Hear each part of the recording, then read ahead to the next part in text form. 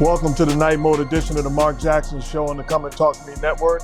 I'm Mark Jackson. This is my dynamic co-host, my guy Blue, who might want to eat his words about the Minnesota Timberwolves. Huh? Are you serious? No, you were singing Cancun and there's a rap and all of that. This how we coming in? No. You're not going to throw off my energy. Hold on. Because you tried to throw off my energy just now. Let me reset. All right. Thank you, Lord. Is that a bird? Is a plane? Is that man? Ant-Man's in the building. I didn't switch up on him. It was one game. They looked bad. Ant-Man is back, baby. Pop, what's up with the energy? You try to throw me off just now. We 1 minute in, not even a minute in. Can we get some love? Where's the appreciation? Where's the good? Y'all go make sure y'all like the video, comment, subscribe. Let's just get the good vibes going. We got Minty Fresh here. He feeling good. You looking great today, Pops. Is that green mint Irish? Luck of the okay. Either way.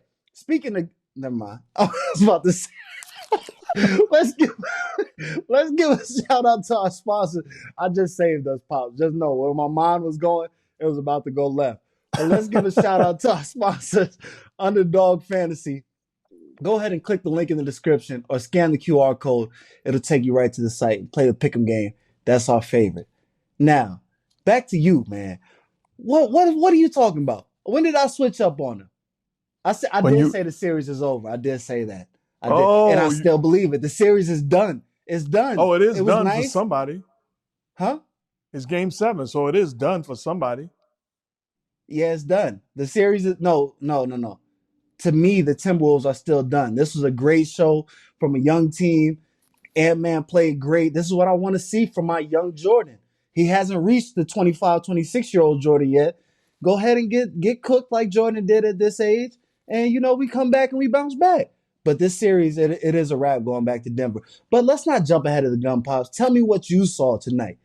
I saw a tremendous display by Anthony Edwards and this young Timberwolves basketball team. The second largest win as far as deficit in the history of the playoffs. And it's by this young Timberwolves team while facing elimination. Incredible statement made by them. I love what Anthony Edwards did. The energy to pick up Jamal Murray and harass him again. Even they don't utilize him bringing the ball to the floor. Once he catches it, he's into him as far as physically imposing his will, frustrating him, not letting him get going, fighting over screens, fighting on the weak side. Just a thing of beauty. And we see great offensive guys take over the game, but then they chill on the other end. This guy has his foot on the gas pedal on both sides of the floor, leading them offensively and taking the hardest challenge as far as defending Jamal Murray because he's the key. As great as Joker is, he's going to get his. Your problem facing them is when both of those guys have spectacular nights. They are eliminating Jamal Murray, and it's basically Anthony Edwards and his presence defensively, a thing of beauty, an absolute thing of beauty. They just, again, they look like that team in the first 2 games that got after them physically, picked up full court, harassed them, and they set the tone defensively in game 6. Yeah, I see. It's been a few people that have said how Ant-Man has locked up. And yeah, he locked up this game. But you got to also give credit to just this whole Minnesota Timberwolves team for being locked in. Because when he's coming off of those screens, the communication, the rotations are there and giving him the ability to still be in the picture. So it was just a great, impactful game. And what I want to know is, was this a fluke? Was this a collapse from the Nuggets? Or was this a game that they took and had to take? No, they took the game. Similar to the way we saw in the first 2 games, what I talked about. This isn't a fluke. This is who they've been all season long defensively. They've been disruptive. They've imposed their will. They've been on a string defensively, helping, recovering, sealing the possession with rebounding the basketball, switching when they have to, holding the fort down. They just clicked on all cylinders. This was the lowest scoring playoff game in Nuggets basketball history. That's not a fluke. That's give the T-Wolves credit. Jaden McDaniels, another spectacular performance. Rudy Gobert, questioned and all of that and doubted, a 4-time Defensive Player of the Year, bounced back and made some plays. Karl Anthony Towns, imposing his will once he saw mismatches and they put a smaller guy on him, not bailing out, taking threes, but getting on the post, making high percentage moves and finding guys with crispy, on-point passes out of a double team. Nas Reed, again, they switch, get on the block. It was good old-fashioned basketball, but we don't see much of. We see guys allowing teams to get away with switching, putting smaller guys on bigger guys, and then those guys not posting. It was simple. Force the switch, get on the block, eliminate the play calling, take advantage, and we play off the post. It was Nas Reed, it was Karl Anthony Towns, and I love the patience of Anthony Edwards. Wasn't trying to force the issue. He held the basketball and then threw it on the post and played outside of the post position. It was great execution on both sides of the floor for the T-Wolves. Let me ask you, because I never had the privilege of playing the NBA, but is it possible that the Nuggets, having the experience that they've had, sort of knew tonight, hey, it's unlikely that we're going to win the game. Maybe we should save our energy or not? And this may sound out off the wall. This is a real question, though. People that don't know the game want to hear the answers to this. Maybe it's a strategy of, hey, I'm not going to push all my chips in on game 6 because I know we have game 7 to fall back on. So is this a real strategy? Is this a possibility? I'm trying to throw the Nuggets fans some type of rope, some type of excuse, Pop. So just give me some type of input. Okay, to whom it may concern with that logic, I say this respectfully, that's idiotic. When you're talking about NBA basketball, when you're talking about playing at this level, you don't surrender anything and take for granted and think, okay, we can go back home and win game 7. They have too much respect for the Timberwolves and their talent. In a game 7, we all know anything can happen. Anybody can get hot, anybody can get cold, and you could wind up losing going home. So when you have an opportunity to close it out, you close it out. I'm not going to cheapen the Minnesota Timberwolves and what they did in last night's ball game by saying the Nuggets surrendered it. No, T-Wolves took the game. They imposed their will, and they showed the same type of energy, effort, and enthusiasm and force that they did in games 1 and 2. They duplicated in game 6. Now the question is, can they do it in game 7? I don't know. I know the Nuggets will be better prepared, and they'll put on a better performance. And I think it's going to be a closer ball game. But make no mistake about it, game 6 was dominated by the Minnesota Timberwolves in the way they played on both sides of the floor. All right. Pops, one thing I noticed was Mike Conley didn't play last game. Tonight he suits up, and we see what seems like a total different Minnesota Timberwolves team. I'm not going to give him all the credit, but how much is a veteran presence like that, being back on the court, important to this team? It means a lot. A calming effect. I saw Mike Conley at least 5 to 10 times bring the ball up at half court, so he takes the pressure off of Ant Edwards from bringing it 94 feet and trying to make a play. And Mike Conley simply, at half court, dribbled it over and threw it to Anthony Edwards. Now he's in a better position. Now you're not putting a demand that he's got to beat an entire Nuggets team, full court. Now you're saying get into your scoring position and make a play. He's a threat at that three-point line. Now it's an easier game for him. And then when it got out of control, when guy took a bad shot or had a bad possession, good old Mike Conley, basketball in his hands, orchestrating his offense. A calming effect in the huddle, a calming effect during free throws, a calming effect during helter-skelter offensive possessions. Just it showed they've been a different team once they acquired Mike Conley. So you can tell once he was in uniform and back healthy what he was going to deliver, and he did not disappoint. He's an outstanding, underrated maestro when it comes to running a basketball team. He's done it every way he's been. Yeah, he was a difference maker tonight and a game changer. So let me ask you, after the game, I watched a little bit of the post game, and I saw Jamal Murray ask, one of the reporters asked him a question about Anthony Edwards and his defense on him, how it's affecting him. And essentially, Jamal Murray asked, who? Did you see this? Yes, I did. Give me some thoughts. What do you see from this? His swag was on 1,000. I'm not going to lie. If I'm a Nuggets fan, I like that. But let me know what you think, Pops. It depends on who you like. And I understand Jamal Murray. I like the fact that he said who. in a disrespectful, brush off fashion.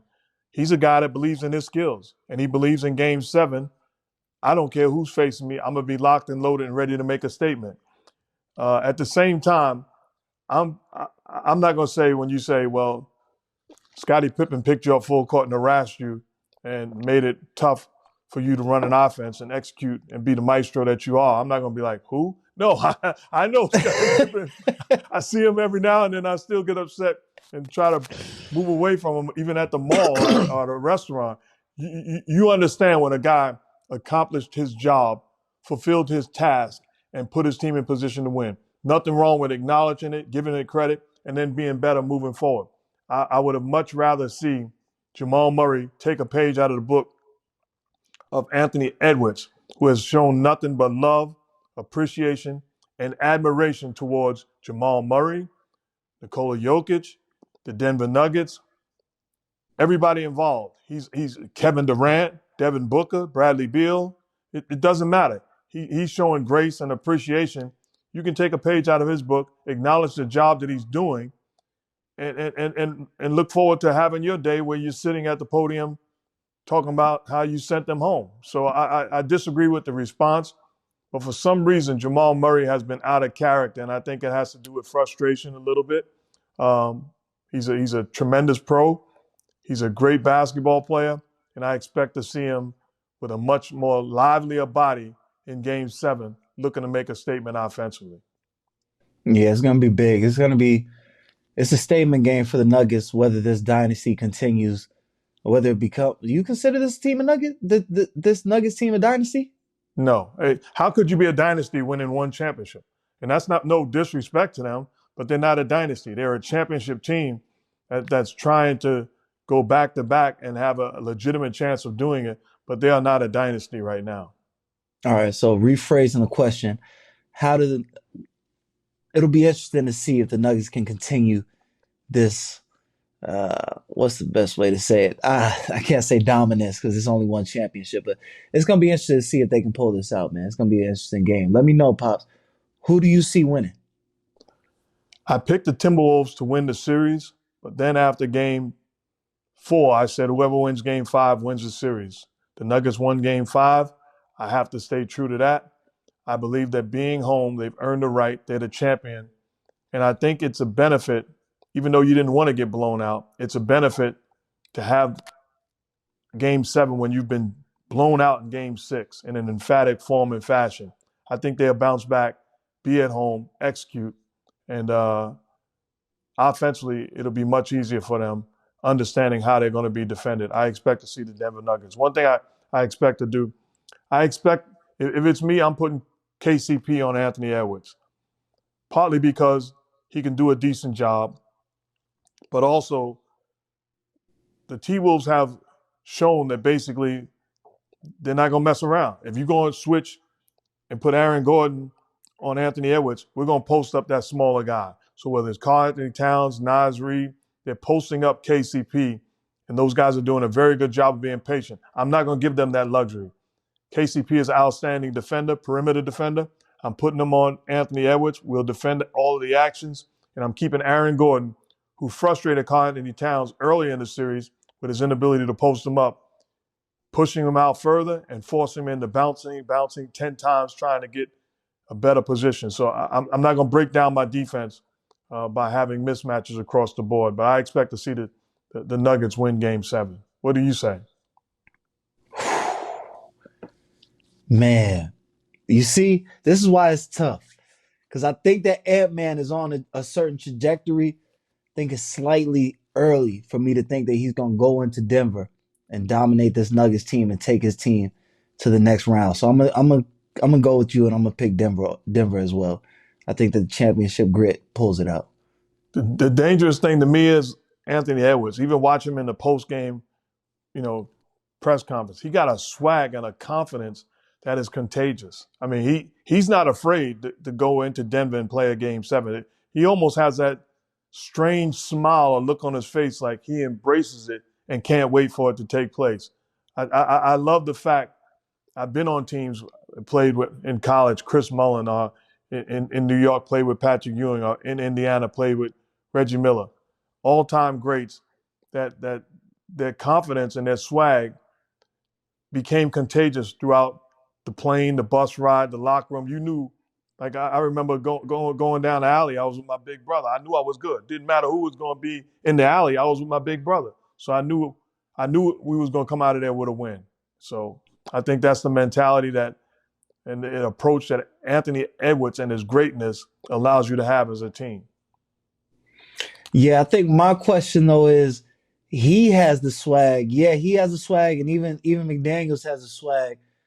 I just don't know if that's gonna equate to these other dudes having the swag and being ready and having that edge when they play. Because I know that Jamal Murray's gonna come with a certain edge and certain swag. I know Jokic is gonna come with a certain swag. And honestly, it's a couple players on there that I know are gonna come ready to play. I just don't know if the Timberwolves are gonna match up outside of Ant-Man. One of the That's my question. One of the key things will be how the game starts. If I'm the if I'm the Nuggets, I don't want Anthony Edwards with 10 early points and running all around and flying and a couple of dunks and a couple of three-pointers. Then I got my hands full because I know he's going to be a nightmare to defend then, and now I got to worry about everything on the table as far as the T-Wolves are concerned. They got to make sure they make them work for everything early, set the tone that this is not game 6, that we're going to execute offensively and we're going to execute defensively and make it a frustrating night for the Minnesota Timberwolves. That's got to be the mindset because they start off early rolling. It may be a carryover effect of what took place in Game 6, and I think the Nuggets got to find a way to score the basketball. 70 points it's credit to the T-Wolves and their defense, but also the Nuggets did not execute. They didn't play with pace. They didn't play with rhythm. They didn't look like the team that pretty much clicks on all cylinders offensively all season long. Yeah. Pops, did you ever get you ever get blown out like that, Pause? One of them Sundays in Yeah, ATL you play or 17 something? years. You play Huh? 17 years in this league and 150, 160 playoff games. You're going to have nights where, for whatever reason, you don't have it individually and you don't have it collectively as a team. So I've been on the side of being blown out, and I've also been on the side where we've blown out some great teams. So it happens. The key is the championship mentality is, okay, it happened. Now, how are we going to respond? Okay, let's scratch that one and throw it away as a bad performance, a bad game, bad energy, low energy, bad execution, too many turnovers. Okay, it ain't going to happen twice. That's the response. All right, Pops, let's break down the big games we got Friday night. Game 6, the New York Knicks at the Pacers. Each team is trying to get this win. Now, let me know what the keys are going into this game. Well, I think if you're the Knicks, your act has to travel. The way you played in Madison Square Garden, you got to bring that type of energy and effort. You got to bring that type of defensive force. You got to bring that type of swag and confidence, shooting the basketball, making plays, forcing the issue, rebounding the basketball, being the hardest working team on the floor. Jalen Brunson, getting it going early, get him in the action, and defending, making the Pacers feel uncomfortable. And I think conversely, if you're the Pacers, you got to be true to who you are. I read comments with Tyrese Halliburton saying that they've been talking to him about being more aggressive. Okay, that's not a secret, Tyrese. You know what you have to do. Now go handle your business. They got to play with pace. They got to push the basketball. He's got to get downhill, and he's got to have a scoring, playmaking mentality in attack mode all night long. When they're at their best, he's eliminating how special Jalen Brunson is by matching him or playing better than him. You can't have Jalen Brunson with 40 points and Tyrese Halliburton with 10. We need you to be a playmaker, making plays, scoring aggressively, and getting that crowd energized and put us in position to go back into the Garden. So I think the key is the Knicks have to show up the way that they did in Game 5, and the Pacers certainly have to be better and respond individually and collectively with a much better effort. And you cannot let this undersized team outwork you, especially crashing the offensive boards. I saw Halliburton talk about that. It's not just Miles Turner's responsibility to rebound the basketball. The guards have to get engaged. Pascal Siakam's got to get engaged. If I was on the Pacers, I'm getting 10 rebounds. I'm getting 10 rebounds in Game 6. That's my goal if I'm Tyrese Halliburton. If I'm Pascal Siakam. Miles Turner, do your job. I know you got a handful blocking out Hartenstein. Do your job, and I'm going to come in and get those long rebounds and make the extra effort plays that give us the basketball so we can get out and push. I agree. What's the biggest thing that the Knicks need to focus on to try and pull out this win on the road? To me, really one of the things that was a shining spot for the Knicks in Game 5 was the play off the bench. I include Miles McBride, even though he started. They went to him from on the bench and started him. His impact. Alec Burks, his impact. They got good play off the bench with plenty of energy and life. And that they're not going to go to Indiana and play 5-6 guys and win. I don't think that, because I expect the Pacers to put a demand on them and tax them physically, where they're going to play at a pace that you can't play 5-6 guys. So I believe one of the key parts will be how much the Knicks get off of their bench. Who gives them a burst of energy and an opportunity to recoup and recover by stealing minutes on the floor. So I think that's going to be an interesting thing to look at. And I don't think it's going to happen, but can they continue to dominate the offensive boards? The 20 offensive boards is a shocking number. Can they continue that? Hartenstein with 12 offensive boards. Will they be able to sustain that effort and duplicate what they did in Game 5 is something to watch. Okay, Pops, let me know. You picked the Pacers to win this series early on. You standing on business? You just met me?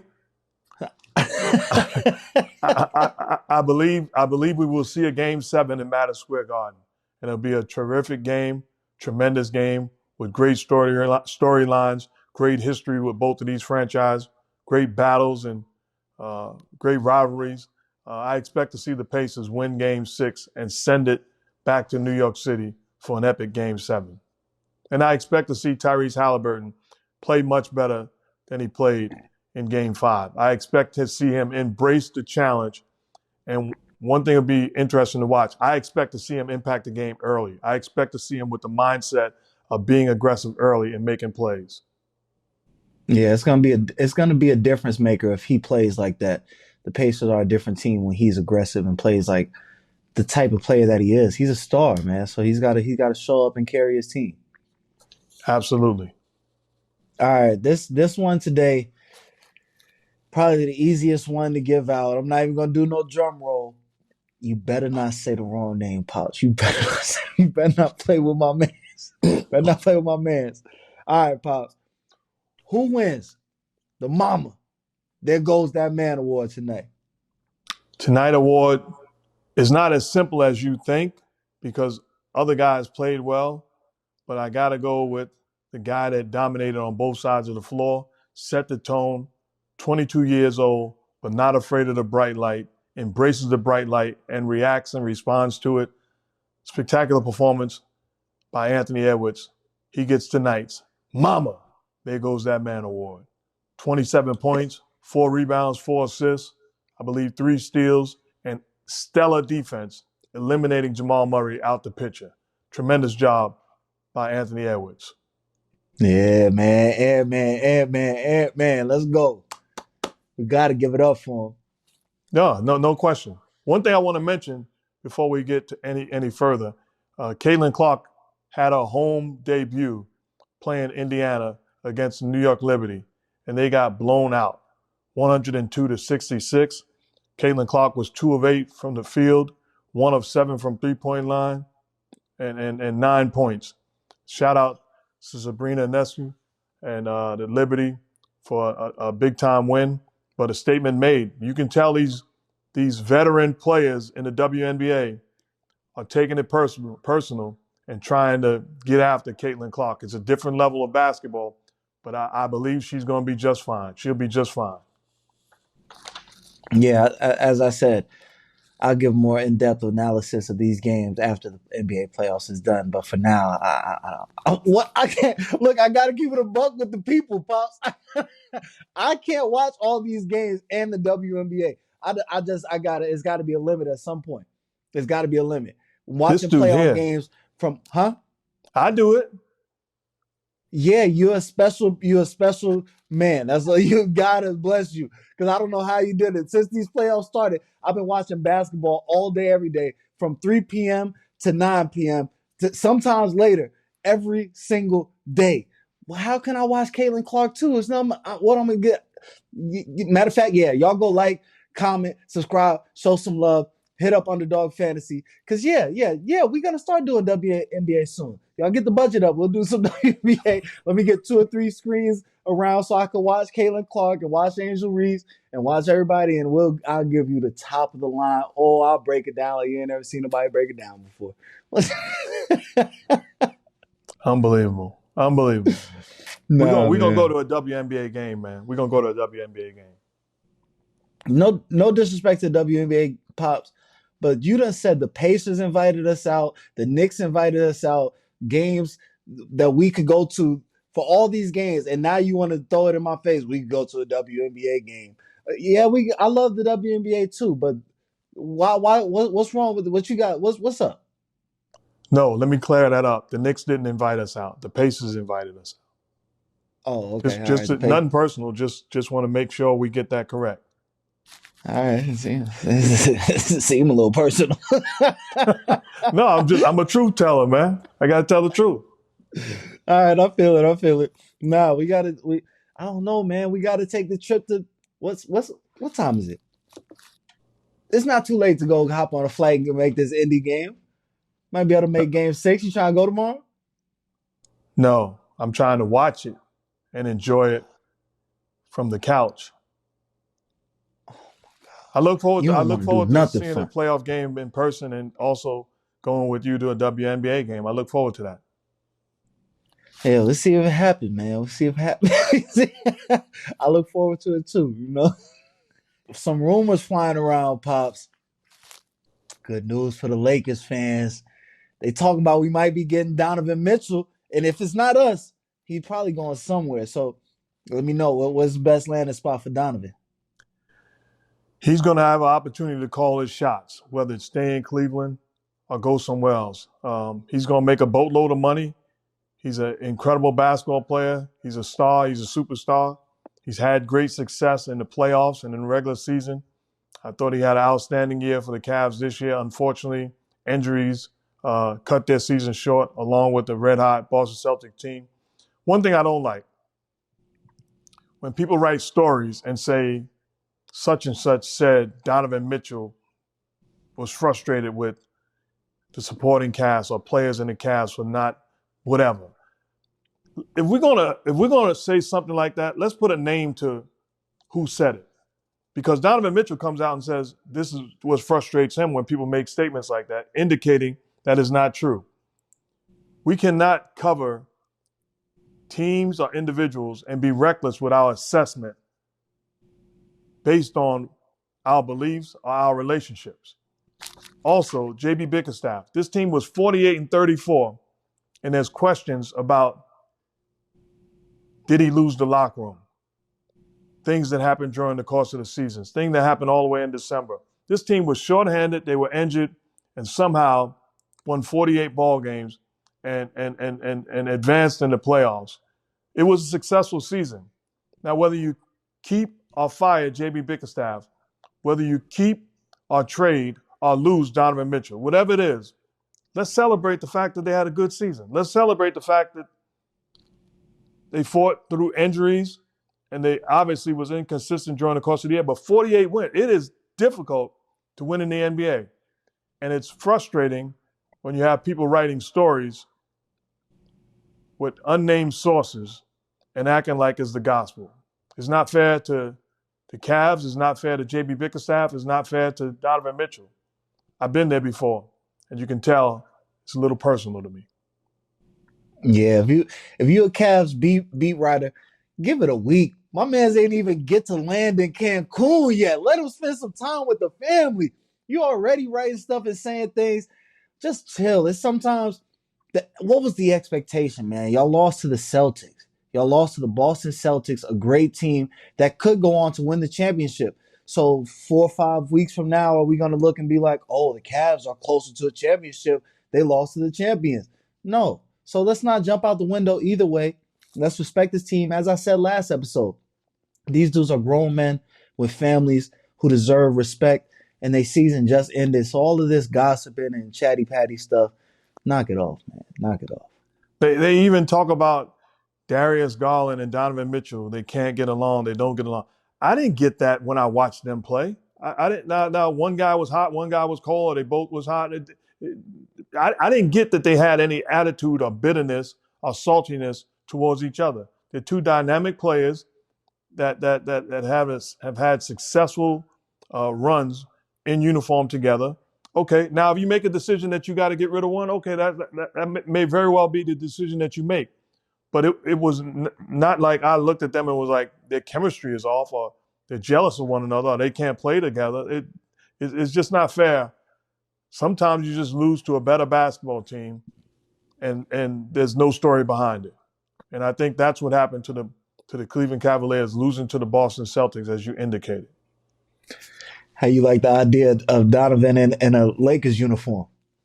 He helps the Los Angeles Lakers, no question about it. A guy that you don't have to worry about running action for, that can go get 25 points just on his presence on the offensive end. He's a guy that demands a double team at times. He's a guy that embraces the bright lights. He's a guy that will take pressure off of LeBron James, Anthony Edwards, and whoever else is in uniform for the purple and gold. I can see him being comfortable in a lot of different places, and no doubt about it, he can be an impactful player for the Los Angeles Lakers. All right, I just hope LeBron is still there. Don't give me just Donovan Mitchell and AD. I need LeBron. LeBron got to stay too. All right, y'all. Let's give a shout out to our sponsors, Underdog Fantasy. Click the link in the description or scan the QR code and play the pick'em game. That's our favorite. Appreciate y'all.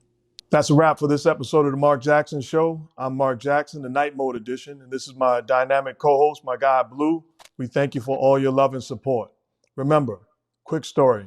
Last couple of days, I worked out in the gym, got some shots up, and just last night, I actually posted a video of me on the treadmill jogging. I got text messages, I got calls, and also got comments as I posted it on the internet. People were saying, you got to increase the volume. You got to work harder. You got to do more with intensity, and they were disappointed. Do you know a year ago, I tore my Achilles? A year ago, I was in a cast. A year ago, I was in crutches. A year ago, I was on an electrical moped.